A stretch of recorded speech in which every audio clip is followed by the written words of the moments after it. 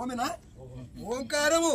నువ్వు నిద్ర పోయినా కూడా ఆ శివుడు శరీరం వెళ్ళిపోకుండా వెళ్ళిపోకుండా శరీరం కావాలి చేస్తుండయ్యా. చూడండి ఆ శివుడు ఎంత చేస్తున్నాడు మన తండ్రి ఆయన. కాబట్టి ఎప్పుడు కనీసం భగవంతుని కొరకు కొంచెం మన సమయమే కొంచెం ఎక్కువ లేదు. మానవుని జీవితం ఎంత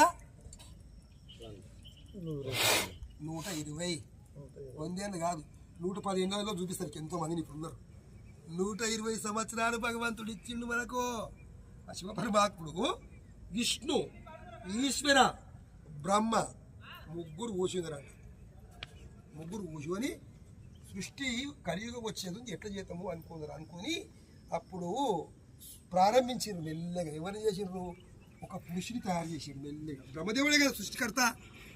ఆ బ్రహ్మ మొత్తం తయారు చేసిండు. ఒక మట్టిని తీసుకెళ్ళు ఒక పురుషుని తయారు చేసిండు, ఒక స్త్రీని తయారు చేసిండు, ఇద్దరిని తయారు చేసిండు.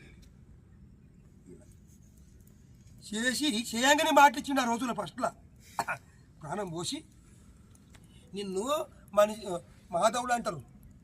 మాధవుడు ఫస్ట్ మాధవుడు అని పేరు పెట్టి మనిషి కాదు, మాధవుడు కాదు మాధవుడు. నిన్ను మాధవుడు అంటారు బిడ్డ. ఈ నీ మంచి నడుచుకుంటే మాధవుడు అంటారు. నువ్వు కలియుగం పోయి మళ్ళీ రావాల్సి నా దగ్గరికి అని చెప్తున్నా. చెప్తే కలియుగంలో పోయి ఏం చేయాలి నేను అని అడిగిన.